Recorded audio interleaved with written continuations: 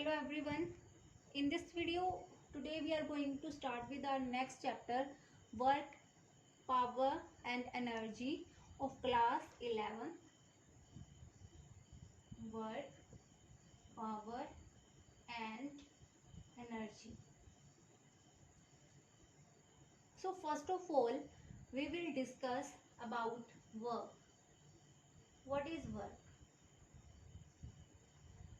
To understand its definition, इसकी definition समझने के लिए हम पहले एक डायग्राम ड्रॉ करते हैं कि हमारे पास एक सरफेस है और कोई ऑब्जेक्ट है यहाँ पे, इसका मास जो है let it B small m और ये पोजीशन A पे है।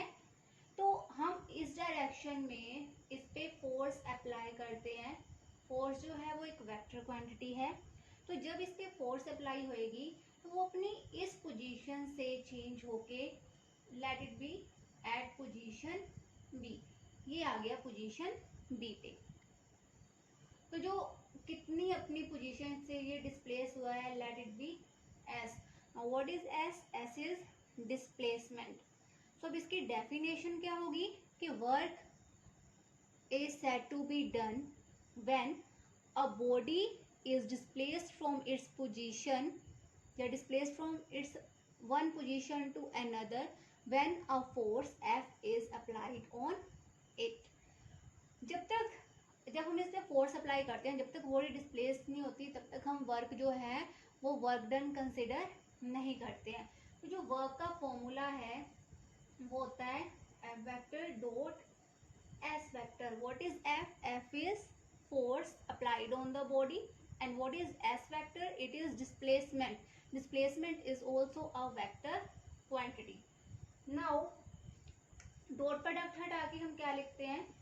F S cos of theta. तो जो मैग्नीट्यूड फॉर्म में है वो हमारे पास क्या आ गया? F S cos of theta. अब हमने पढ़नी है टाइप्स ऑफ वर्क।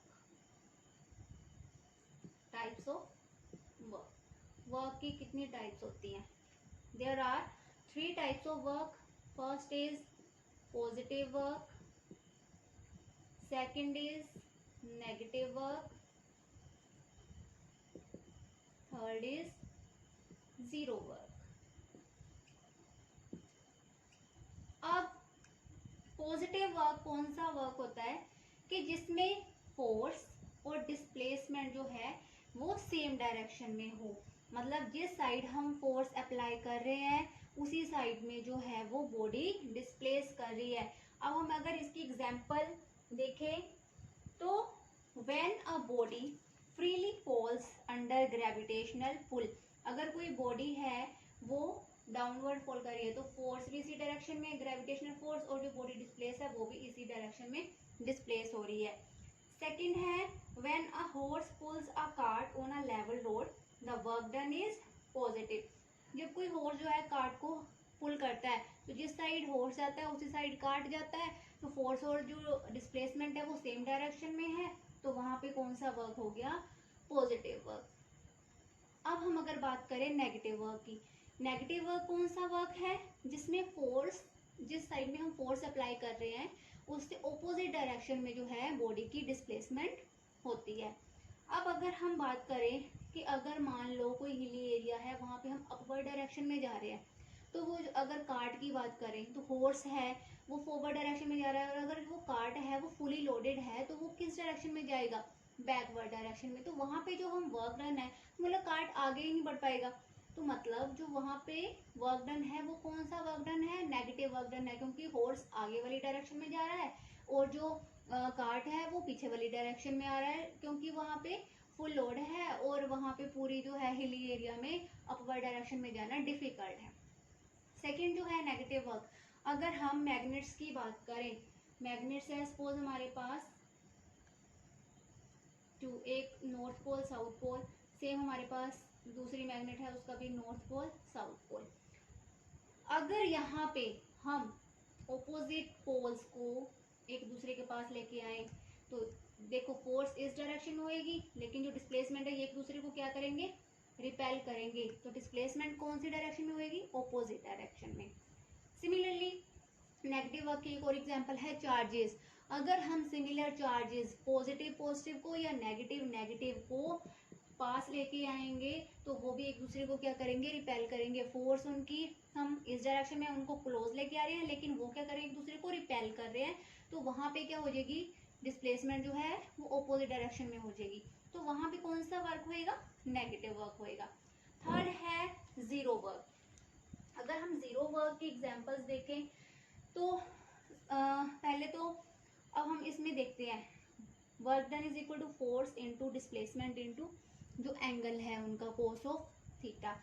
अब जीरो वर्क की बात करें तो अगर कोई दीवार है, कोई पर्सन जो है एक दीवार को पुश कर रहा है, तो पुश कर रहा है, वो फोर्स तो अप्लाई कर रहा है, लेकिन क्या दीवार अपनी जगह से हिल रही है, नहीं हिल रही है। तो वहां पे जो डिस्प्लेसमेंट है वो क्या होगी, वहां पे जीरो होगी। तो अगर जीरो होगी, अगर हम यहाँ पे पुट कर दे इसकी वैल्यू, तो वर्क डन क्या आ जाएगा, एफ इंटू एस की जगह क्या आ जाएगा, zero into cos of theta. तो वर्क डन वहां पे क्या होएगा, जीरो। सो कोई पर्सन अगर वॉल को जितना मर्जी पुश करी जाए, जितनी मर्जी फोर्स अप्लाई करी जाए, उसका वर्क डन हमेशा जीरो कंसिडर होएगा। उसके बाद नेक्स्ट है जीरो वर्क।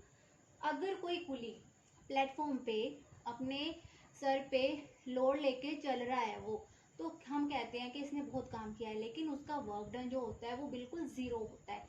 क्यों होता है जीरो, अगर हम देखें तो उसने जो लोड है, उसका लोड किस डायरेक्शन में होता है, उसने अपवर्ड डायरेक्शन में फोर्स लगाई होती है, लेकिन वो चल किस डायरेक्शन में रहा होता है, हॉरिजॉन्टल। Platform is horizontal. तो जो एंगल है एफ और एस के बीच कितना बन गया, 90 डिग्री का। तो हम कोस थीटा में यहाँ पे क्या पुट कर देंगे, W is equal to F S cos of 90 degree. अब कोस 90 की वैल्यू कितनी होती है, जीरो। तो डब्ल्यू इज इक्वल टू क्या आ गया, F S into zero. So work done will be zero.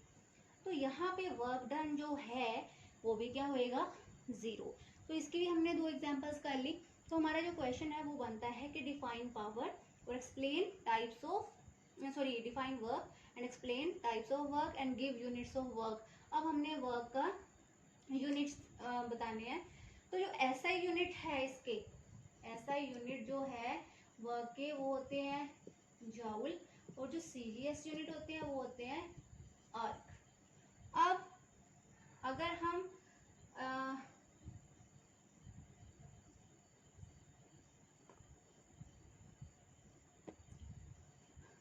Discuss करें, 1 जूल इज इक्वल टू होता है 10⁻⁷ आर्क। इसका जो डायमेंशनल फॉर्मूला होता है वर्क का वो होता है m1L2T-2, और 1 जूल जो होता है वो होता है 1 किलोग्राम मीटर स्क्वायर पर सेकंड स्क्वायर, और जो 1 अर्ग होता है वो किसके इक्वल होता है, 1 ग्राम सेंटीमीटर स्क्वायर पर सेकंड स्क्वायर। तो ये हो गया। इस यहाँ पे हमने डिस्कस किया है work, types of work and units and dimensional formula of work. अब नेक्स्ट वीडियो में हम डिस्कस करेंगे एनर्जी और उसकी टाइप्स और डेरिवेशन ऑफ काइनेटिक एनर्जी। फिर उसके बाद हम डिस्कस करेंगे derivation of potential energy. So I hope कि आपको ये वर्क वाला टॉपिक जो है वो समझ में आ गया होगा। अब नेक्स्ट में हम एनर्जी, उसकी टाइप्स और जो है काइनेटिक एनर्जी की जो डेरिवेशन है वो हम डिस्कस करेंगे। काइनेटिक एनर्जी की जो डेरिवेशन है वो इम्पोर्टेंट है। Thank you friends.